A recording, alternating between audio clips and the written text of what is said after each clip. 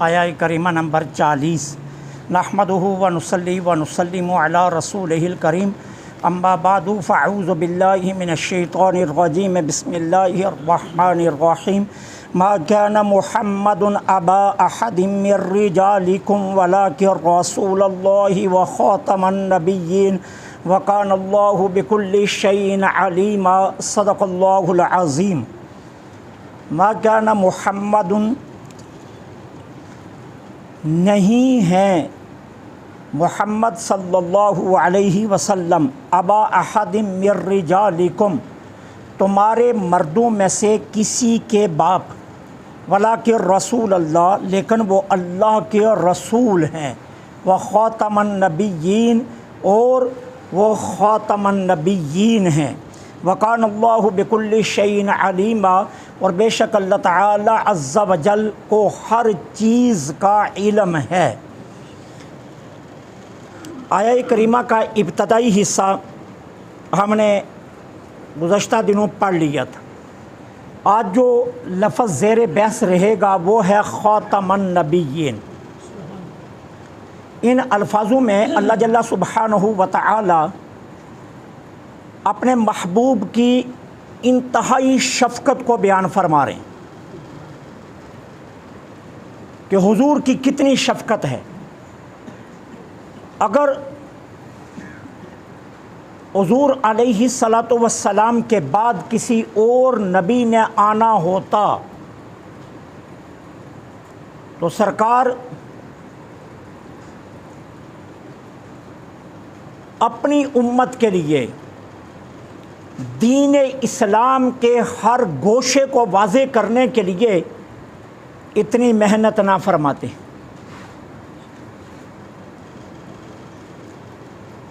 یہ اتنی محنت جو کی جا رہی ہے اس کا سبب یہ ہے کہ سلسلہ نبوت کا جو دروازہ ہے اس کو آپ کی ذات پر بند کر دیا گیا ہے، اور اس سلسلہ ذہبیہ کی جو آخری کڑی ہے وہ حضور علیہ الصلاۃ والسلام کی نورانی پیکر صورت میں آ چکی ہے۔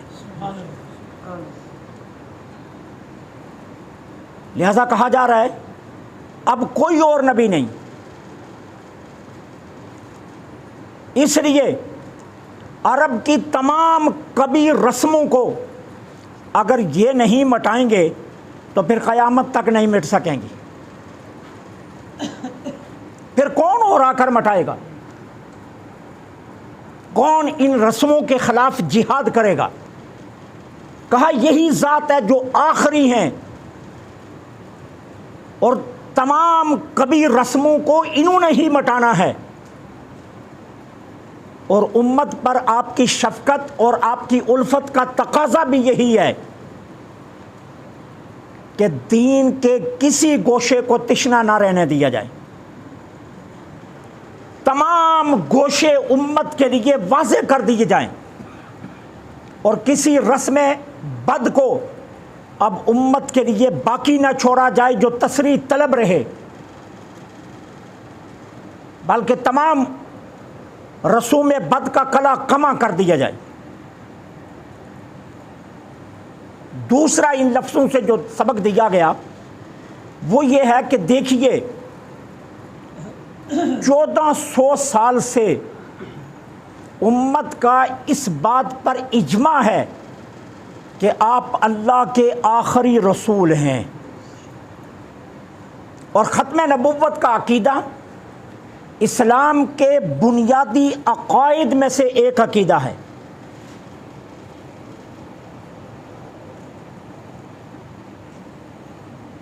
یہ معمولی نہیں ہے، اس بات پر تمام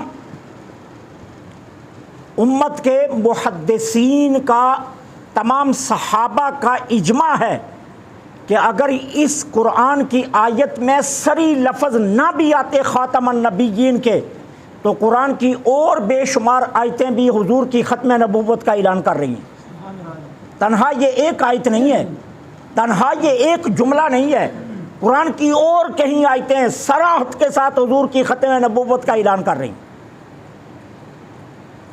اور یہ کتنا اساس عقیدہ ہے، یہ کتنا اساس امت کے لیے ہے کہ 14 صدیوں سے آج تک جس نے بھی نبوت کا دعویٰ کیا، امت نے بالاتفاق اسے مرتد قرار دیا اور واجب القتل قرار دیا۔ حالانکہ اگر دوسری سمت آپ دیکھیں تو امت کئی فرقوں میں بٹ چکی ہے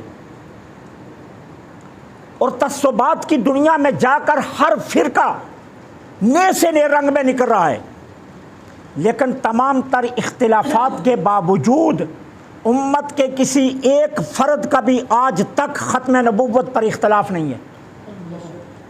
تمام فرقے اس پر متحد ہیں کہ حضور اللہ کے آخری نبی ہیں۔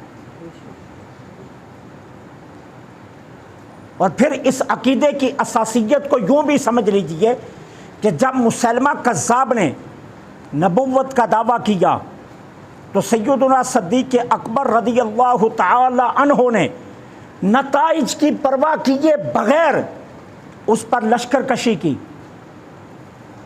اور اتنی دیر تک حضرت ابوبکر صدیق نے چین کا سانس نہیں لیا جتنی دیر تک مسیلمہ کذاب کو موت کے گھاٹ اتار نہیں دیا۔ حالانکہ آپ جانتے ہیں اس بات کو کہ مسیلمہ کذاب سے جو جنگ ہوئی ہے، اس جنگ میں ہزاروں جلیل المرتبت صحابہ اور عظیم القدر تابعین شہید ہوئے ہیں، سینکڑوں کے اصحاب سے حفاظ شہید ہوئے ہیں اس جنگ میں۔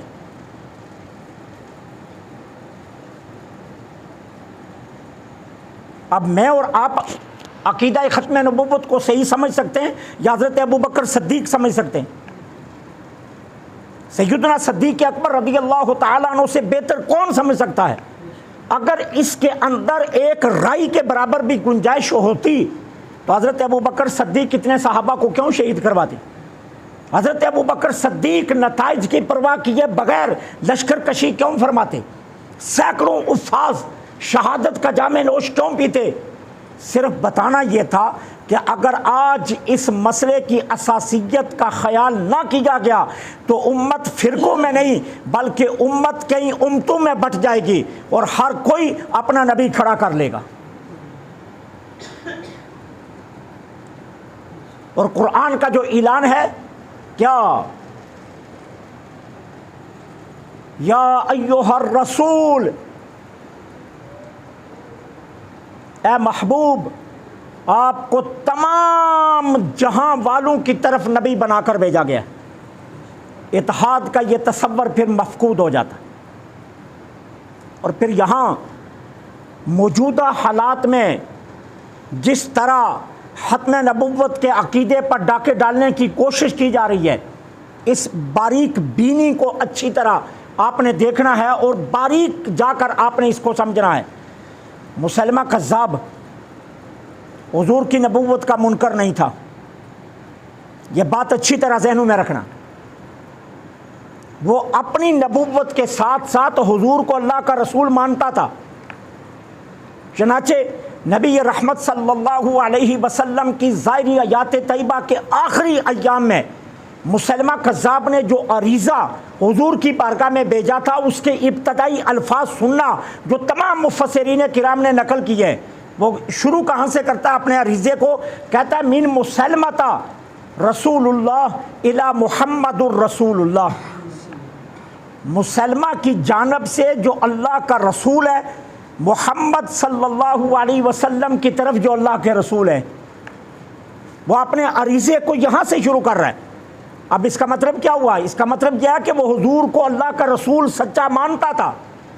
اور پھر ایک اور بات جس کو علامہ طبری نے ہزاروں حوالوں سے نقل کیا ہے تفسیر طبری کے اندر، علامہ طبری فرماتے ہیں مسیلمہ کذاب کے ہاں بھی جب اذان ہوتی تھی تو اشہد ان محمد الرسول اللہ کے جملے پڑھے جاتے تھے۔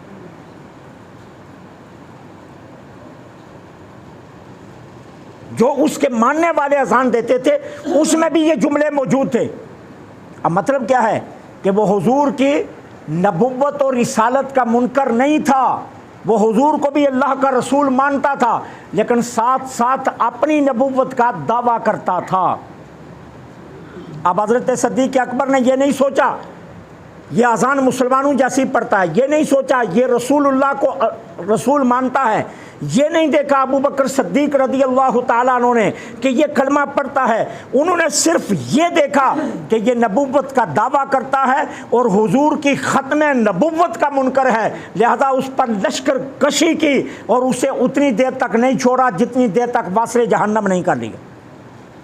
یہ ہے ختم نبوت کے عقیدے کی اساسیت۔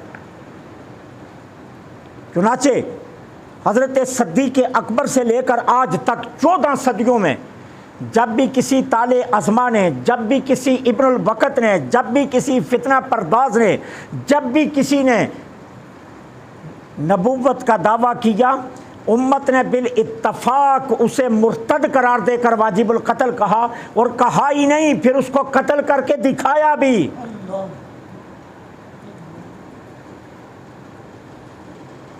یہ عقیدہ اتنا اساس ہے، اتنا اہم ہے یہ عقیدہ، اور قرآن کریم نے اسی لیے اس عقیدے کی اساسیت کی بنیاد پر یہاں جب یہ بات چل رہی تھی کہ وہ کسی کے باپ نہیں ہیں تو 2 چیزوں کا اعلان کیا، وہاں وہ اللہ کے رسول ہیں۔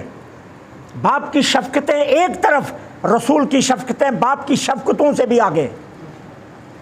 تمہارا باپ تمہاری جسمانی تربیت تو کر سکتا ہے، مادی تربیت تو کر سکتا ہے، لیکن قلب و روح کی تربیت نگاہ مصطفیٰ کرتی ہے۔ حضور کی نگاہ کریمہ کے بغیر کبھی بھی کوئی باپ اپنے بیٹے کی قلبی اور روحانی تربیت نہیں کر سکتا۔ اگر قلبی اور روحانی تربیت چاہیے تو وہ صرف مدینے سے ہوگی۔ اس لیے اعلان کیا وَلَٰكِن رسول اللہ، اور ساتھ آگے بتا دیا کہ تم منتظر نہ رہنا کہ اگر یہاں سے فیض نہ لے سکے تو کل کسی اور آنے والے نبی سے فیض لے لیں گے۔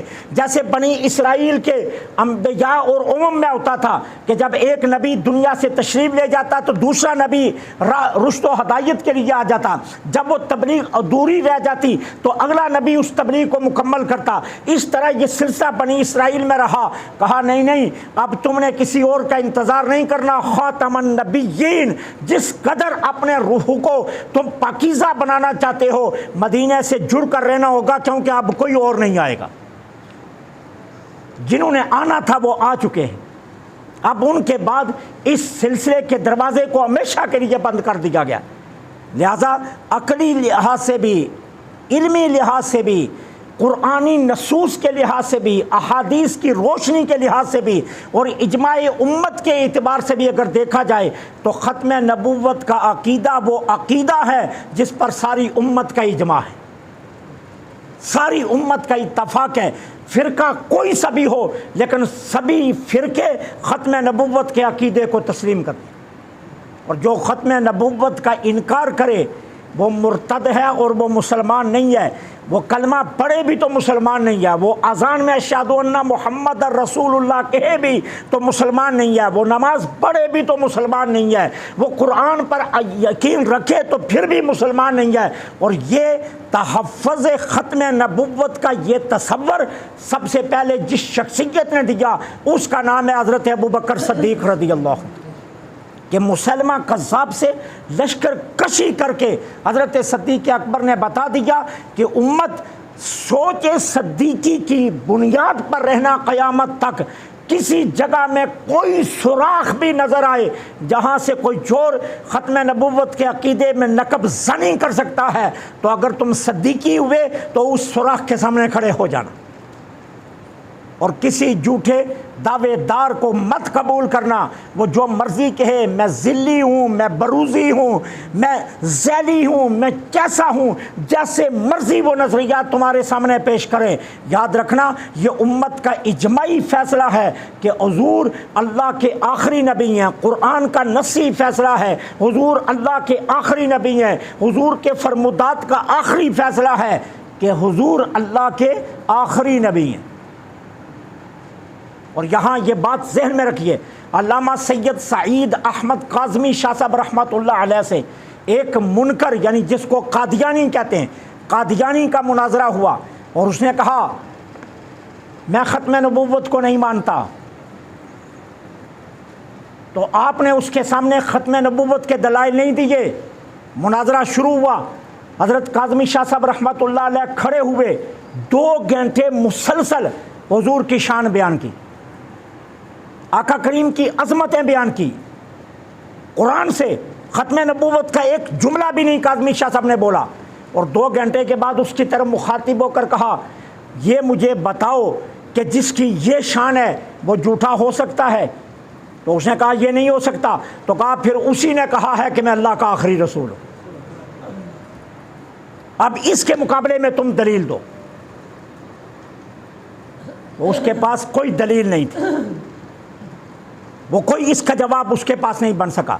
تو ختم نبوت کا عقیدہ انتہائی حساس عقیدہ ہے. لوگ آپ کے عقیدے پر ضرب لگانے کے لیے کئی طرح کے روپ دار کر, کبھی ذیلی, کبھی بروزی, کبھی زیدی, کبھی کچھ تصور پیش کرتے ہیں. لیکن یاد رکھیے تصور دنیا کا کوئی سا بھی ہو جائے, لیکن قرآن کا یہ مسلمہ عقیدہ ہے کہ آپ اللہ کے آخری رسول ہیں, اور آپ کے بعد یہ دروازہ بند ہے ہمیشہ کے لیے. اب قیامت تک یہ دروازہ نہ کبھی کھلے گا نہ کبھی کوئی آ سکتا ہے.